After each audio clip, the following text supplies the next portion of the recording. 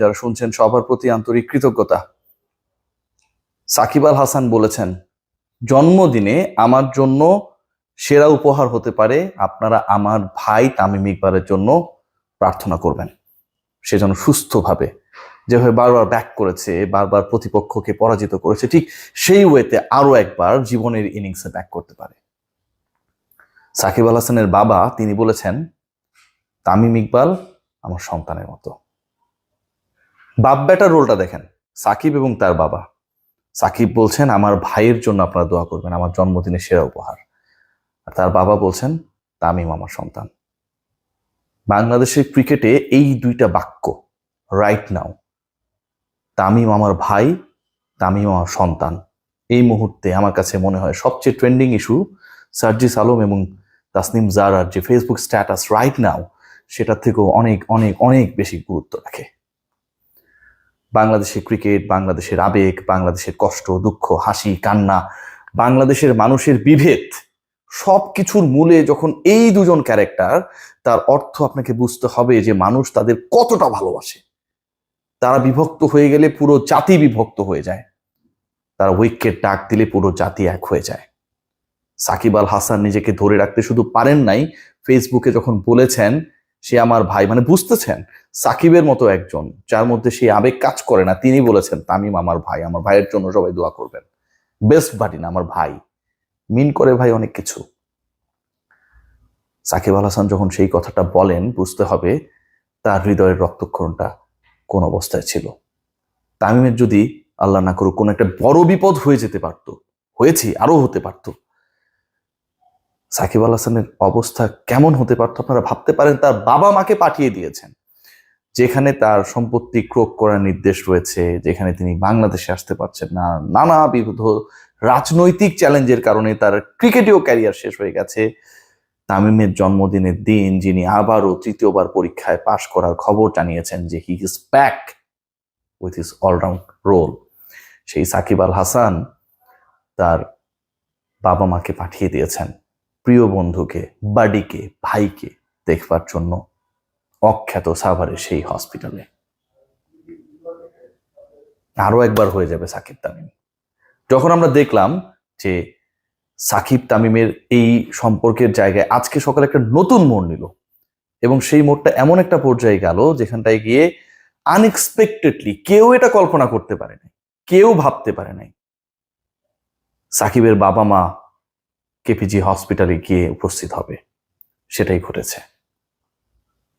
বাংলাদেশের ক্রিকেট এখন সবচেয়ে বেশি প্রয়োজন ঐক্য, এবং বাংলাদেশের ক্রিকেট যে নষ্ট হয়েছে, ধ্বংস হয়েছে, পিছিয়ে পড়েছে, বিতর্কিত হয়েছে, সমালোচিত হয়েছে, সেটার সবচেয়ে বড় কারণটা হচ্ছে এই ঐক্যহীনতা।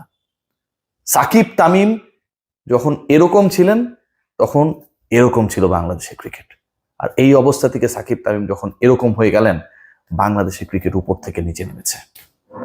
একবার ভেবে দেখুন না, এই দুই বাড়িকে, বেস্ট বাড়িকে, দুই ভাইকে বাংলাদেশের ক্রিকেট, বাংলাদেশের মানুষ, বাংলাদেশের সাধারণ জনতা কতটা মিস করেছে এতদিন।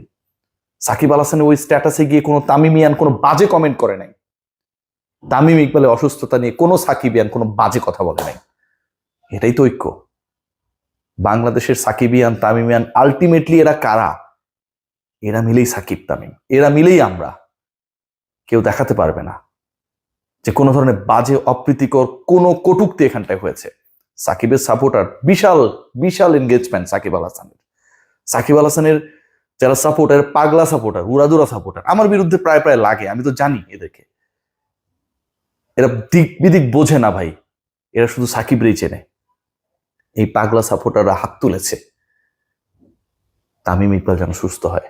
তখনও সাকিব আল হাসানের স্ট্যাটাস আপলোড হয় নাই, তার আগে যতক্ষণ স্ট্যাটাস আপলোড হয় নাই, আমরা তো শুধু ওই স্ট্যাটাসই চিনি। ইদানিং স্ট্যাটাস পলিটিক্সে খেলা চলছে, স্ট্যাটাসটাই আমরা চিনি, এর বাইরে কোনো কিছু চিনি না।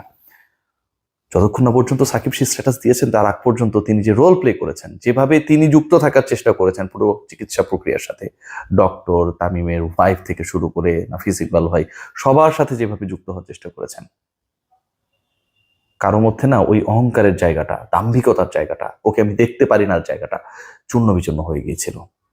ভাবতে পারেন সাকিব আল হাসানের বাবা কতটা রিলিফড সাকিব আল হাসানের মা কতটা ভাগ্যবান নিজেকে মনে করছেন যে তার সন্তানকে, যেই সন্তানটা মৃত্যু মুখ থেকে ফিরে এসেছে, তিনি গিয়ে হাসি মুখে দেখতে পেরেছেন তার সন্তানকে। এই সাকিব তামিম যখন একই রুমে থাকতো, একই ফ্ল্যাটে থাকতো, দুজনের ফ্যামিলি মেম্বাররা, তামিম ইকবালের বাবা ছোটবেলায় মারা গেছে, ইকবাল আঙ্কেল,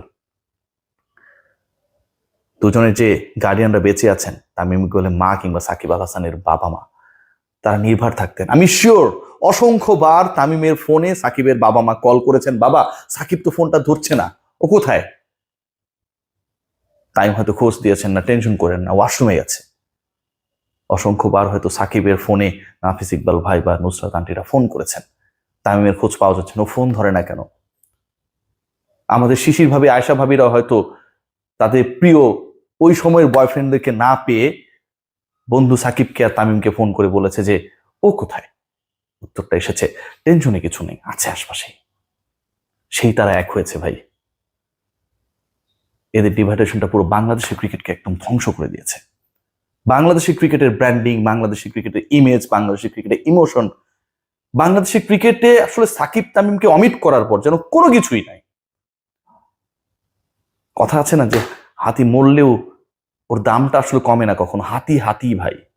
সাকিব তামিম খেলুক আর না খেলুক, এই যে অসুস্থ হয়েছে, আরেকজন দিক বিদিক ছুটে গেছে, আরেকজন তার খোঁজ রাখার চেষ্টা করেছে, হয়তো কিছুই করতে পারে নাই কিন্তু অনেক কিছু করেছে, আরেকজন সংগ্রাম করেছে যে আমাকে ফিরে আসতে হবে আরো একবার। এই যে দুজনের যুদ্ধ, দুজনের লড়াই, দুজনের কানেক্টিভিটি, আমার কাছে মনে হয় বাংলাদেশের ক্রিকেটে 2025 সালের বেস্ট মোমেন্ট। এর থেকে ভালো কিছু হতে পারে না। 23-এ সাকিবের সেই সাক্ষাৎকার, তামিমের সেই কান্না ভেজা বিদায়, কত কিছু হয়েছে না?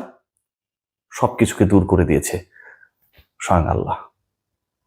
কারণ মানুষ জানে না যে তার জীবনের যে কোনো সময় শেষ বাঁশি বাজতে পারে। সেটার জন্য বাংলাদেশ ভারত ম্যাচের 90 মিনিটস পর্যন্ত লেবানিজ রেফারি কখন বাঁশি বাজাবে সেটার কোনো অপেক্ষা করতে হয় না। এই রিয়েলাইজেশনটাই বাংলাদেশের ক্রিকেটে বাংলাদেশের সাধারণ মানুষকে তামিম ইকবালের অসুস্থতা দেখিয়ে দিয়েছে। সাকিব তামিম আরো একবার মাঠে আসুক, রিসেপশন নিক, বাংলাদেশ ক্রিকেট বোর্ড তাদেরকে মাঠে আনুক। ক্রিকেট বোর্ডের তো এখন এটা আমার কাছে মনে হচ্ছে একটা মোরাল রেসপন্সিবিলিটি। যত বাধাই থাকুক, এটাকে ম্যানেজ করে সাকিব আল হাসান যেন অন্তত বাংলাদেশে ফিরতে পারে, তাকে যেন একটা ভালো রিসেপশন দিতে পারে, এনশিওর করার চেষ্টা তো অন্তত বাংলাদেশ ক্রিকেট বোর্ড করতে পারে। ধরেন হবে না, হবে না, মানলাম হবে না, চেষ্টা তো করতে পারে ভাই। রবার্ট ব্রুস 7 বার ব্যর্থ হওয়ার পর 8মবারে সফল হয়েছেন। বাংলাদেশ ক্রিকেট বোর্ডে যারা রয়েছেন তারা এতটা দুর্বল অবস্থায় নেই ব্রুসের মতো, তারা একটু ট্রাই করে দেখুক। আর end of the day Shakib Tamim ভাই ভাই, আপনার আমার ভেদাভেদ, আপনার আমার গ্রুপিং, এসবের কোনো খাওয়া নাই। তামিম সাকিবের ভাই, সাকিব তামিমের ভাই, আর দুজনেই তাদের গার্ডিয়ানদের সন্তান। এখানে কোনো ডিভাইডেশন নাই। সবাই ভালো থাকবে।